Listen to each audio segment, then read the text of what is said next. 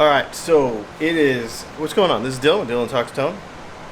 This is part 2 of our super cool rebuild a Squier into a cool guitar series. We're going to do probably some more of these because we got, after the last video, we got some requests.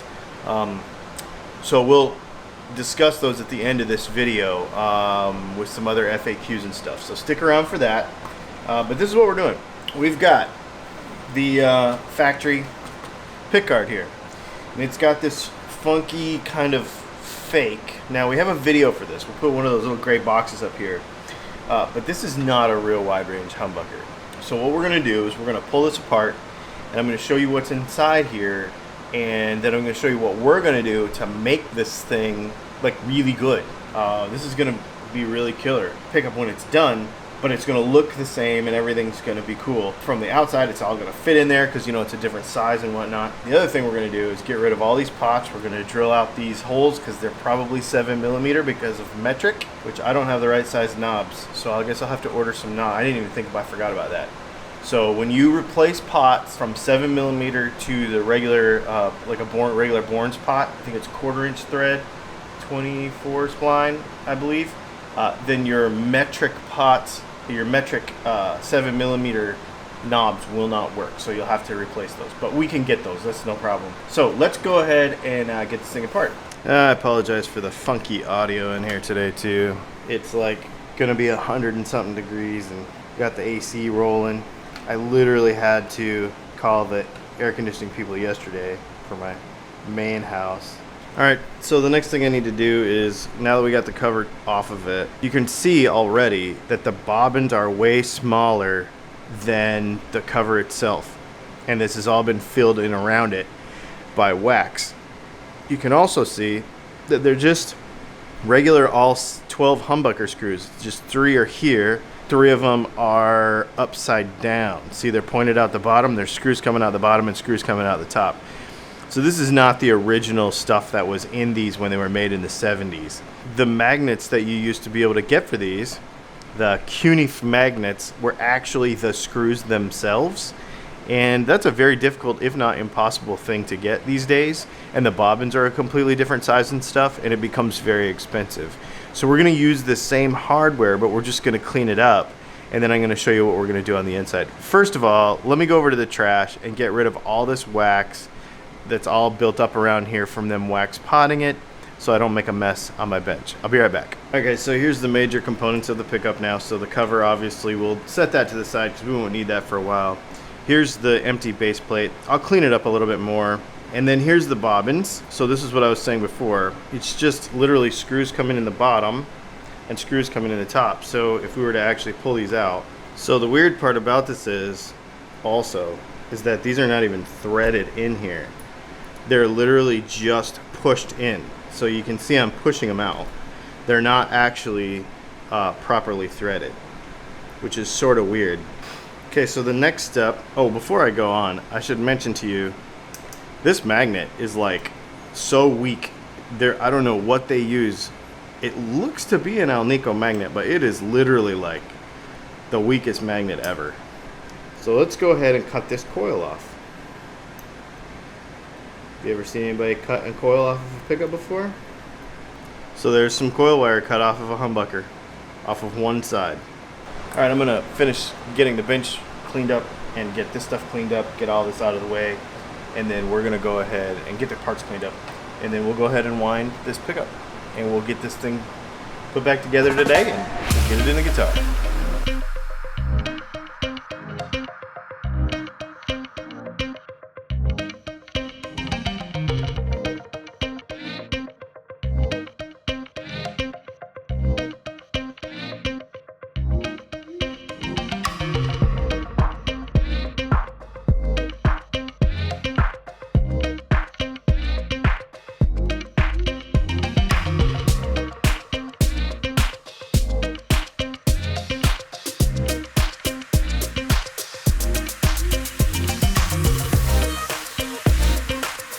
Alright, so this is the boring / exciting part because everybody wants to see me do this, but here we are winding a pickup.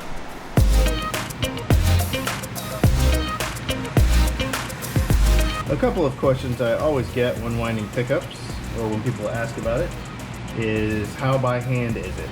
So the entire thing is by hand. This is just, there's a motor in a box basically with a photocell on this side that detects how many times there's a little reflector on the back of the arbor, and as it goes around it determines how many times, see, it goes around. So we've gone around 1,903 times already. This is the manual speed that I set it at. I have this this machine built for me, and so what I do is I pick the motor size and everything for the right drag that I want, because the tension and the guiding of the wire onto the pickup is all done by my hand right here. And I kind of have the speed sort of preset how I like it. That's what that little stop is. Counterclockwise or clockwise. I always go counterclockwise. On-off switch and a reset button at the end. That's really all it is.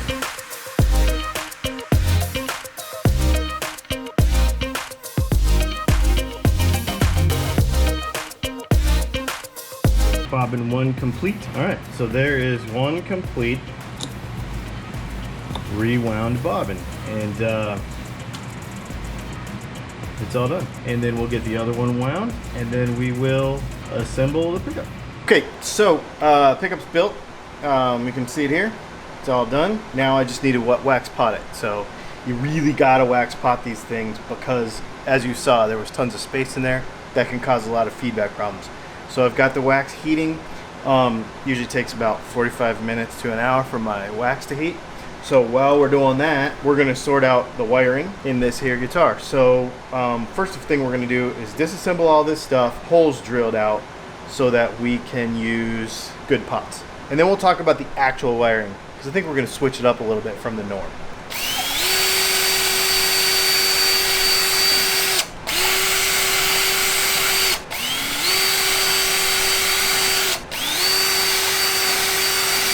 Okay, so let's talk real quick about pot selection. So I think what I'm going to do, because we're going to have a humbucker here, and we're going to have a single coil in the bridge, and we have 4 holes. Normally on a telly, you can't put 4 pots just because we can. Do 250 in the bridge and 500 in the neck. And then I think we're going to do a .047 and a .022.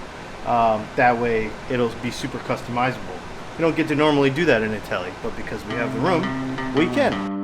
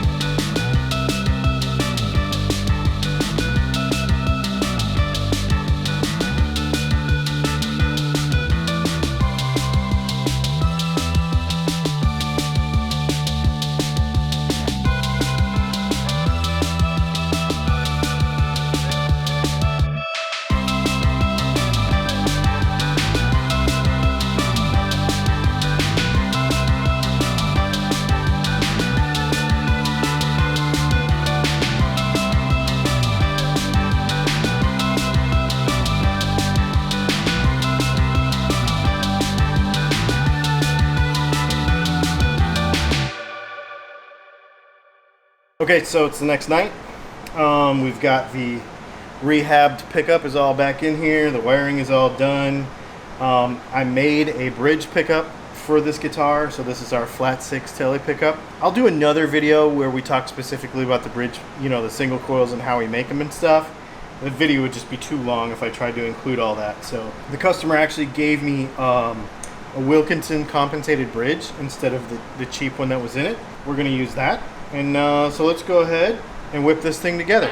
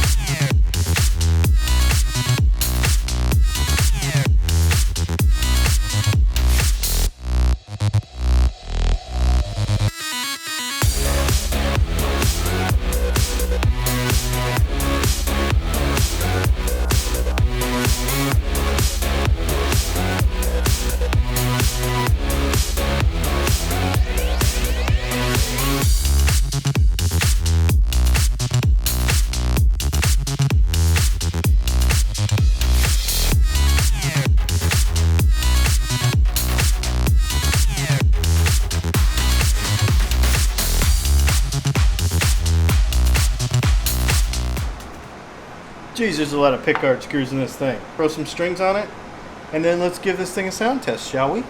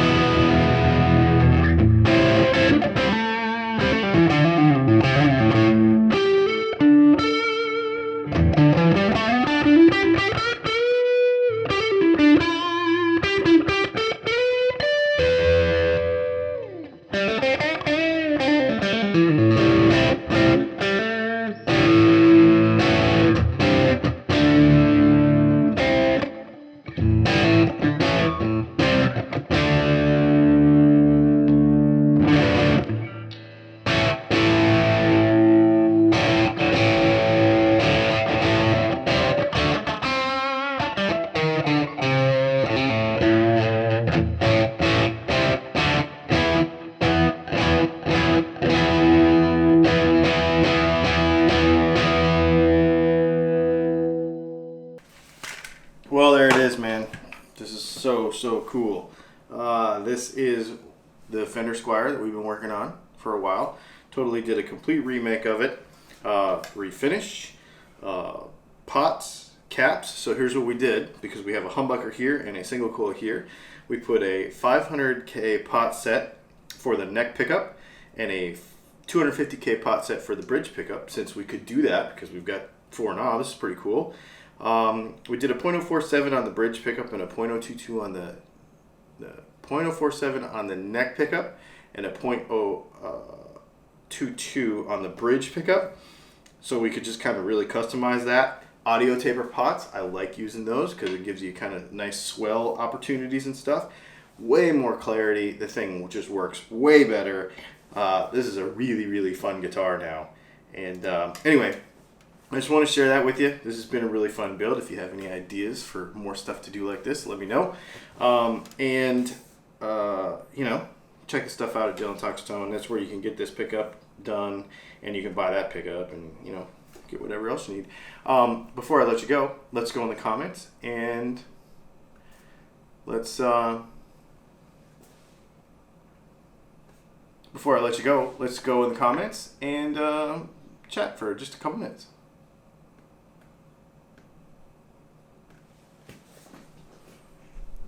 Alright, so in the comments there was a couple of different themes this week that were more than one thing, so I'm not going to go through a bunch of individual comments. The one thing that really did stand out to me is a lot of people were really mad and saying that I was like censorship, you know, like not letting people say what they think. You can say whatever you think. Free speech, man. The only place I will draw the line for the community that I'm responsible for, which is my YouTube channel and all my comments and my Facebook page and everything, it's got my name on it, is you have to be a good person. You have to be a nice human being. And if you can't do that, if you can't find a way to articulate your opinion without being demeaning to others, you guys can rib each other and whatever else. But hateful stuff, calling people, if you call somebody a name, you're definitely out. There's no reason for name calling. If you can't figure out how to articulate your thoughts without that, then go back to school, say a prayer, read a book, find yourself, I don't know what, but you don't belong in our community if you can't do it without that. Okay, so there's that. Second group of comments that were really predominant this week was this whole refinishing thing. So this project we just finished on this video, people were super stoked that on the part one, that they wanted to see me do some refinish work. So I'm not real fancy with this stuff. And I just decided this week that I'm not going to keep any secrets. There's no secrets. You can just figure this stuff out. So you know what? I'm going to show you what I do. So I'm working on securing a couple of bodies right now, a couple of different kind of finishes, and we're going to shoot it. I'm going to show you. I'm going to put it in a video. Instead of being like some kind of top secretive guy like some of these guys are, it doesn't matter. Everybody has their own little ways, and there are some little tricks and stuff. I will not ever talk about the numbers and the amount of turns and what I use on all my pickups, because that's kind of my thing. But as far as guitar finishes and building and stuff goes, man, yeah, I'll show you. I'll show you some stuff. I'll make some videos, and you'll be surprised. You'll be like, oh, I can go to Lowe's and get that stuff and do it myself.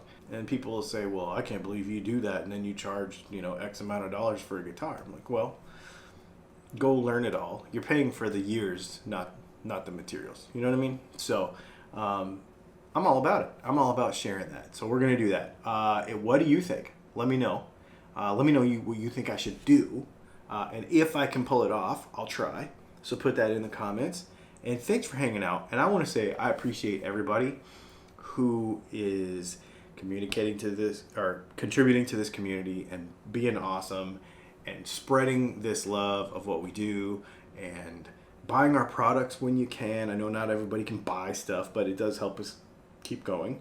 So I really do appreciate it all. I just want everybody to know that sometimes when we go through it goes in streaks where we get like a bunch of hateful comments and stuff, and I got to deal with this. And, every 3-6 months or something, it happens. So it just makes me really appreciate everybody though that hangs out and helps the channel grow and comes up with ideas and contributes, and that's awesome, and I really do appreciate it. So I'm moving this weekend. A lot of stuff. The studio is moving. In the videos to come, you're going to see a lot of crazy things and a lot of interesting places. So stay tuned. Thanks for hanging out, and we'll see you later. I know this was a long one, but it's worth it. I appreciate it.